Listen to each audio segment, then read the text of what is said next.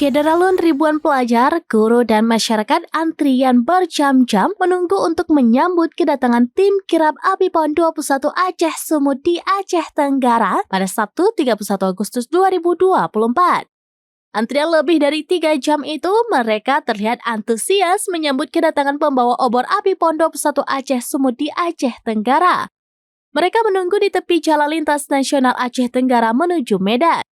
Tim kirab ini disambut memakai mobil poredar dari perbatasan Aceh Sumut, persisnya Desa Pintu Alas, Kecamatan Babul Makmur, Kabupaten Aceh Tenggara. Pantauan tribungayo.com di lapangan ribuan pelajar, ASN, dan masyarakat mulai dari perbatasan Aceh Tenggara, Sumut, hingga ke kota Cane antusias menyambut kedatangan tim kirab Api PON. Mereka juga berteriak histeris ketika melihat obor Api PON yang dibawa memakai mobil pick-up diiringi rombongan masuk SMA N1 Kota Cane. Obor Api PON 21 Aceh Sumut itu akan diserahkan kepada PJ Bupati Aceh Tenggara Dr. Andi Syakir MSI dalam upacara di kantor Bupati Aceh Tenggara. SMK 1 Kota Cane, SMA 1 MAN sudah 2 jam menunggu kontingen PON Pak. Kami sama siswa dan guru sangat bersemangat walaupun ada sebagian belum makan siang. Tapi untuk sukses PON itulah yang kami lakukan.